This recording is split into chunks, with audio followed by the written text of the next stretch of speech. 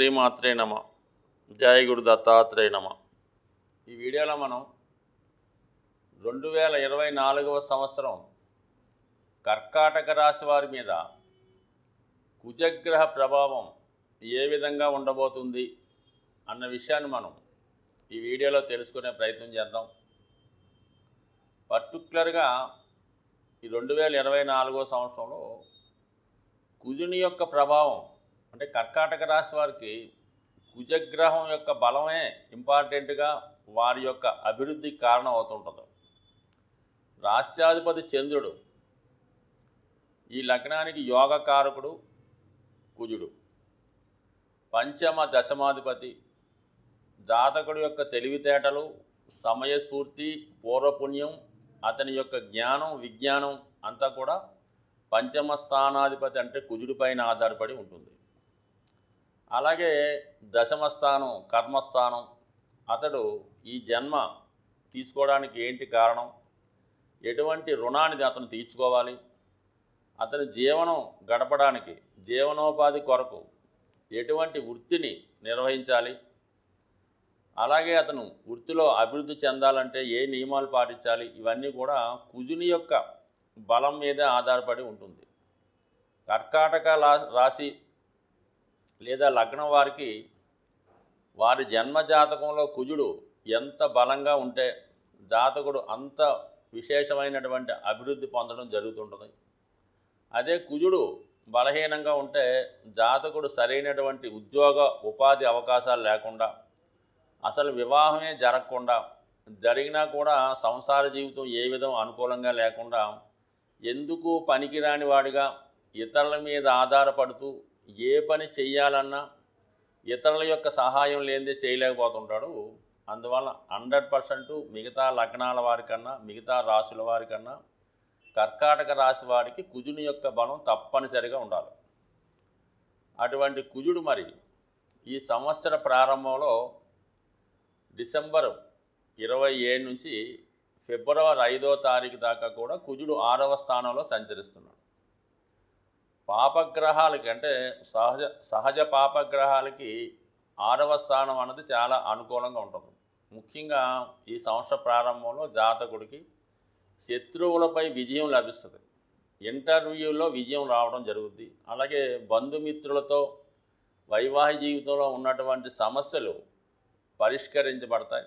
ఒకవేళ చిన్న చిన్న పోలీస్ సమస్యలు ఉన్నా, రుణ బాధలు ఉన్నా కూడా 100% ఈ సంవత్సర ప్రారంభంలో జాతకుడికి ఫిబ్రవరి 5వ తారీఖు లోపల అనుకూలంగా ఉంటుంది. అటు ఆరోగ్యపరంగా బాగుంటుంది. అంటే 6వ స్థానం అంటే శత్రువులు, రోగాలు, రుణాలు, అలాగే జయస్థానం.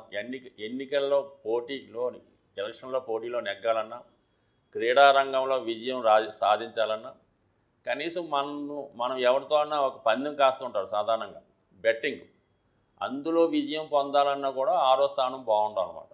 సో అటువంటి 6వ స్థానంలో ఈ లగ్నానికి యోగకారకుడు ఉండగా ప్రారంభమైంది కాబట్టి ఈ జాతకుడికి ఈ సంవత్సరం అంతా కూడా విజయ అవకాశాలు చాలా ఎక్కువగా ఉంటాయి.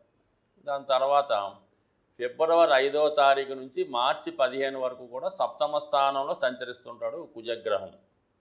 సప్తమ స్థానం అన్నది కుజగ్రహానికి ఉచ్చక్షేత్రం అవటం వల్ల పంచమహాపురుష యోగాల్లో రుచిక మహాపురుష యోగం ఏర్పడుతుంటుంది.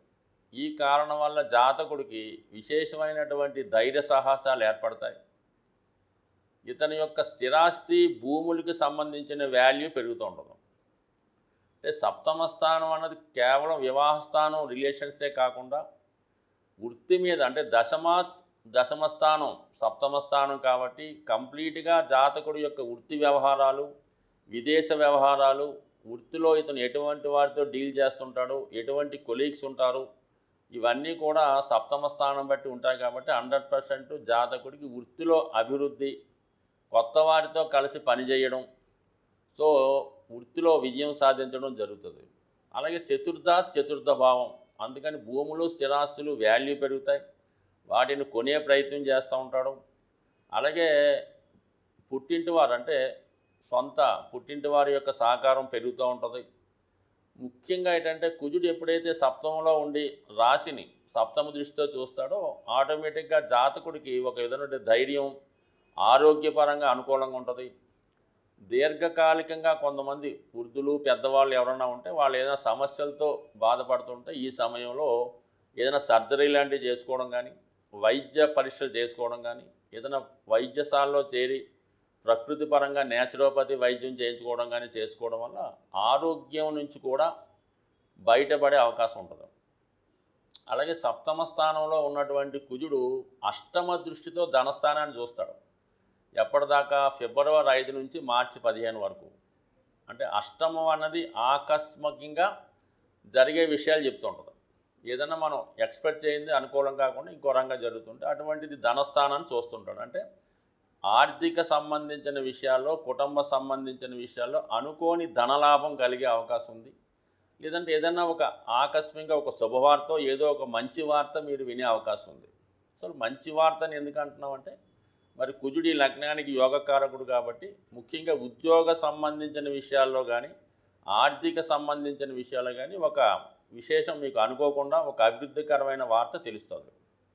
ఇక మార్చి 15 టు ఏప్రిల్ 23 మధ్యలో కుజుడు అష్టమ స్థానంలో సంచరిస్తాడు.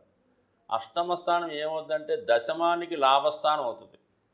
మరి కుజుడు ఈ రాశి వారికి దశమాధిపతి కాబట్టి మరి అష్టమంలో సంచరించే సమయంలో వృత్తిలో ప్రమోషన్ రావడం కానీ, టెంపరీగా మీ యొక్క పై అధికారి లేదంటే మీ యజమానం లేదంటే మీ యొక్క ఇంకొకలో హఠాత్తుగా సెలవు పెట్టడం వలన వేరే కారణాల వల్ల మీరు ఆ పొజిషన్లోకి రావడం జరుగుతుంటుంది. అంటే హఠాత్తుగా పదవిలో అభివృద్ధి రావడం జరుగుతూ ఉంటుంది.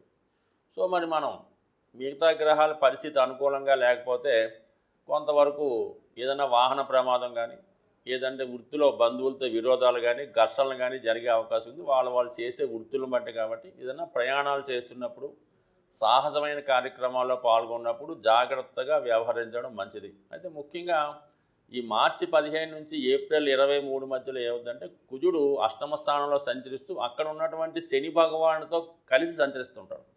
సో ఆ కారణం వల్ల వృత్తిలో కొంత అభివృద్ధి వచ్చినప్పుడు కూడా కొన్ని మనస్పర్ధలు, కొన్ని చికాకులు, అనుకోని అవమానాలు, ఎప్పుడో జరిగిపోయిన ఈ సమయంలో బయటికి రావడం లాంటి చికాకులు వచ్చే అవకాశం ఉంది. కాబట్టి 100% మీరు మార్చి 15 ఏప్రిల్ 23 మధ్యకాలంలో ఏదన్నా మరి హనుమాన్కి తమలపాకులతోనో సింధూరంతో అర్చన జరిపించుకోవడం, సుబ్రహ్మణ్య స్వామి అభిషేకాలు అన్నీ చేసుకోవడం వల్ల అనుకూలంగా ఉంటుంది.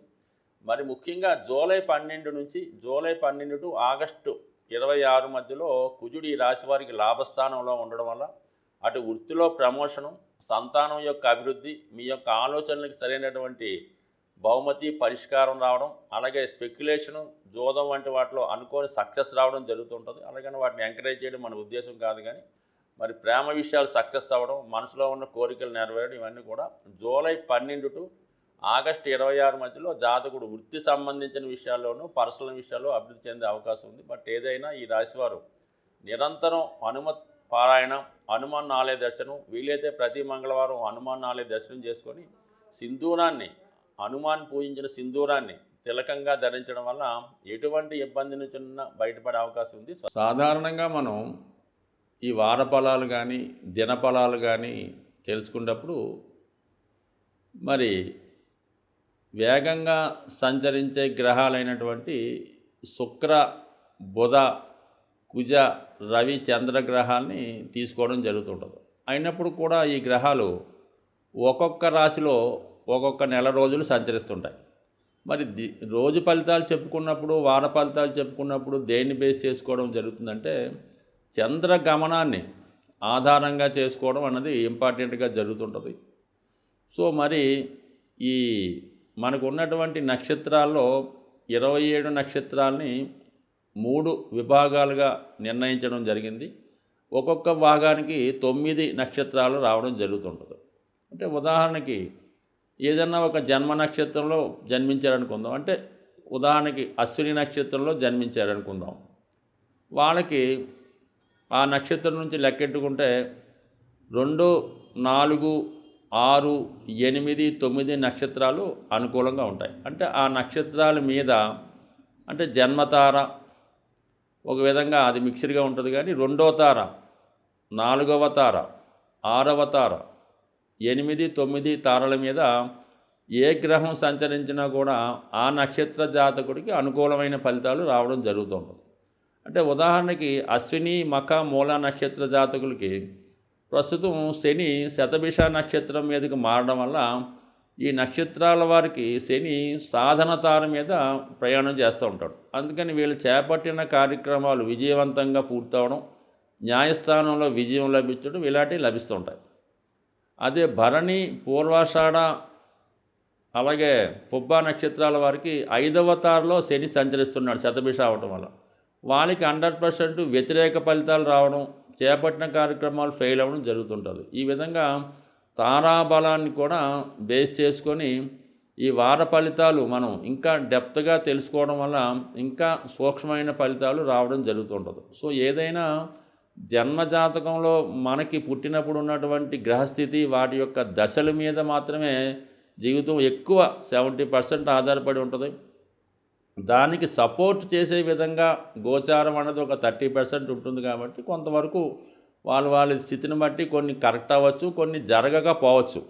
సో ఈ కారణం వల్ల ఏంటంటే వీటినే బేస్ చేసుకోకుండా జన్మజాతకంలో మంచి దశ జరుగుతున్నప్పుడు వాళ్ళకి మంచి గోచారం వస్తే ఆటోమేటిక్గా జాతకం బాగుంటుంది. అలాగే జన్మజాతకంలో ఏలినాటి శని, అష్టమ శని ఇలాంటివి జరుగుతున్నప్పుడు, అలాగే శని మహాదశ జరుగుతున్నప్పుడు గోచారరీత్యా కూడా ఏలినాటి శని గట్ట వచ్చినప్పుడు ఖచ్చితంగా జాతకుడు ఇబ్బంది పడుతుంటాడు. బట్ ఏదైనా వెరీ సూక్ష్మంగా నిలుచుకున్న వారికి ఈ తారాబలం ఇంపార్టెంటు. అలాగే చంద్రబలం మనకు ఉన్నటువంటి జన్మరాశి నుండి చంద్రుడు ఏ రాశిలోకి మారుతున్నాడు, అదే 8వ రాశిలోకి వచ్చినప్పుడు చంద్రుడు ఇబ్బంది కలగడం అనేక సూక్ష్మంగా ఈ జ్యోతిష్ శాస్త్రం సాగుతూ ఉంటుంది. ఇంకా డెప్త్గా తెలుసుకున్న వాళ్ళు మీకు సమీపంలో ఉన్నటువంటి ఒక నిజమైన జ్యోతిష్కుడిని సంప్రదించి మీ యొక్క ఇబ్బందుల్ని అలా వాటిని పరిష్కరించుకునే ప్రయత్నం చేసుకోవచ్చు. అంటే జాతకంలో ఉన్న ప్రతి సమస్యకి పరిష్కారం ఉంటుంది. అది నిజాయితీగా క్రమశిక్షణతో నమ్మకంతో చేసుకుంటే 100% ఆ సమస్య పరిష్కారం అయ్యే అవకాశం ఉంది. స్వస్తి.